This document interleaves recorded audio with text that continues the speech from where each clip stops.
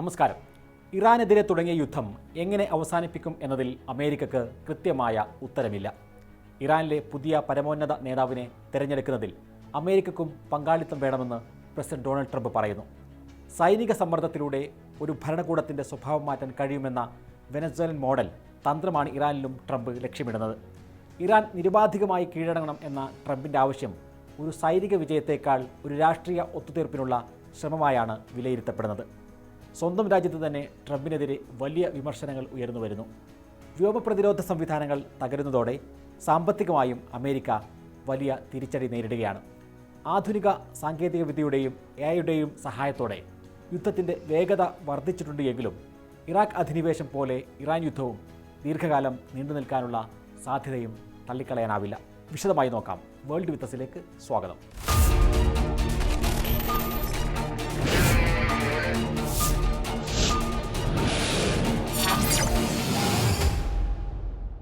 ഇസ്രായേലിൻ്റെയും അമേരിക്കയുടെയും ഇറാൻ അധിനിവേശത്തിൽ ഏറ്റവും വേദനയേറിയ ചിത്രമായിരുന്നു മിനാബിലെ സ്കൂളിലെ കൂട്ടക്കൊല. ഇസ്രായേലിൻ്റെയും US-ൻ്റെയും ആയുധങ്ങളുടെ പ്രിസിഷൻ കൃത്യത 100% എന്നൊക്കെയാണ് വാദം. അങ്ങനെയെങ്കിൽ കരുതിക്കൂട്ടി കൃത്യമായ ലക്ഷ്യസ്ഥാനത്ത് പതിക്കുന്ന സ്മാർട്ട് ബോംബുകൾ ഉപയോഗിച്ചാണ് ഈ കൂട്ടക്കൊല ചെയ്തിരിക്കുന്നത്. സ്ത്രീകളുടെയും പെൺകുട്ടികളുടെയും അവകാശത്തെക്കുറിച്ച് വാതോരാതെ സംസാരിക്കുന്ന പാശ്ചാത്യ ശക്തികളൊന്നും സ്കൂളിൽ പഠിച്ചുകൊണ്ടിരിക്കുമ്പോൾ 165-ലധികം പെൺകുഞ്ഞുങ്ങളെ അമേരിക്ക ബോംബിട്ട് കൊന്നതിനെക്കുറിച്ച് മിണ്ടുന്നില്ല. ഈ യുദ്ധത്തിൽ ഇസ്രായേലിനും കനത്ത തിരിച്ചടി കിട്ടുന്നുണ്ട്. ഇറാന്റെ ബാലിസ്റ്റിക് മിസൈലുകളും ഡ്രോണുകളും ഇസ്രായേലിൻ്റെ പ്രധാന നഗരങ്ങളിൽ പതിച്ചു. എല്ലാ അത്യാധുനിക പ്രതിരോധ സംവിധാനങ്ങൾ ഉണ്ടായിട്ടും 7 ദിവസത്തിനിടെ മാത്രം 12 പേർ കൊല്ലപ്പെട്ടു. പരമാവധി മൂടിവെച്ചിട്ടും പല ദൃശ്യങ്ങളും പുറത്തുവരികയാണ്. 1000-ലധികം പേർക്ക് മാരകമായി പരിക്കേറ്റു. 3000-ഓളം ഇസ്രായേലികൾ വീട് നഷ്ടപ്പെട്ട് ദുരിതാശ്വാസ ക്യാമ്പുകളിലാണ്. അമേരിക്കയുടെ വ്യോമപ്രതിരോധ സംവിധാനങ്ങൾ ഇറാൻ തകർക്കുന്നതാണ് US-ന് കനത്ത തിരിച്ചടിയാകുന്നത്. ജോർദാനിലടക്കമുള്ള ഥാഡ് പേട്രിയറ്റ് പോലെയുള്ള പ്രതിരോധ സംവിധാനങ്ങൾ ഇറാൻ തകർത്തു. അമേരിക്കയുടെ കൈവശമുള്ള വ്യോമപ്രതിരോധ സംവിധാനങ്ങളുടെ സ്റ്റോക്ക് അപകടകരമായ രീതിയിൽ കുറഞ്ഞിരിക്കുകയാണ്. ഇത് പെട്ടെന്ന് പരിഹരിക്കാവുന്ന പ്രശ്നമല്ല. യുദ്ധം ഇനി AI മേഖലയിലാണെന്ന് കരുതി ഇൻവെസ്റ്റ്മെൻറ്റ് കൂടുതലും ആ മേഖലയിൽ നിക്ഷേപിച്ചതിനുള്ള തിരിച്ചടി കൂടിയാണ് അമേരിക്കയ്ക്ക് കിട്ടുന്നത്. US-ഉം ഇസ്രായേലും തന്ത്രം മാറ്റിയാൽ കൊല്ലപ്പെടുന്നത് സാധാരണക്കാരായിരിക്കും.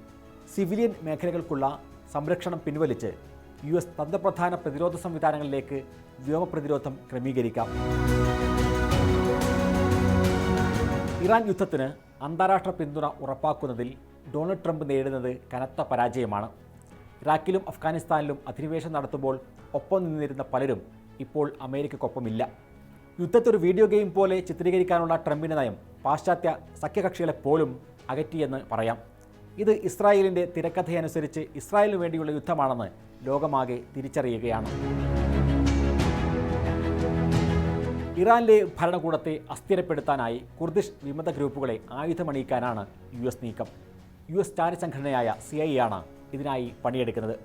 ഇറാനിലെ ഭരണകൂടത്തിനെതിരെ ആഭ്യന്തര പ്രക്ഷോഭങ്ങൾ സംഘടിപ്പിക്കാൻ ലക്ഷ്യമിട്ട് വിവിധ കുർദ് ഗ്രൂപ്പുകളുമായി ട്രംപ് ഭരണകൂടം ചർച്ചകൾ നടത്തുകയാണ്.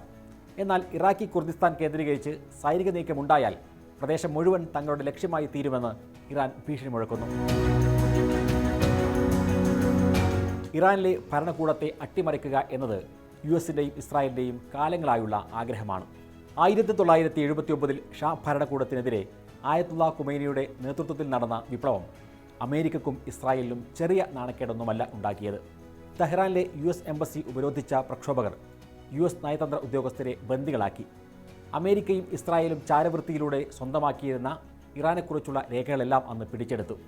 ബന്ദികളുടെ മോചനത്തിനായി അമേരിക്ക നടത്തിയ സൈനിക ഓപ്പറേഷൻ ദയനീയമായി പരാജയപ്പെട്ടതും US-ൻ്റെ ചരിത്രത്തിലെ ഏറ്റവും നാണംകെട്ട അധ്യായമായിരുന്നു. ഇതിനെല്ലാം പകരം വീട്ടാനുള്ള അവസരം കാത്തിരിക്കുകയാണ് US-ഉം ഇസ്രായേലും. വേൾഡ് വിത്തസ് പൂർണ്ണരൂപം കാണാം ഞായറാഴ്ച രാത്രി 9:30-നും ചൊവ്വാഴ്ച ഉച്ചയ്ക്ക് ശേഷം 3:30-നും മീഡിയ 1 TV.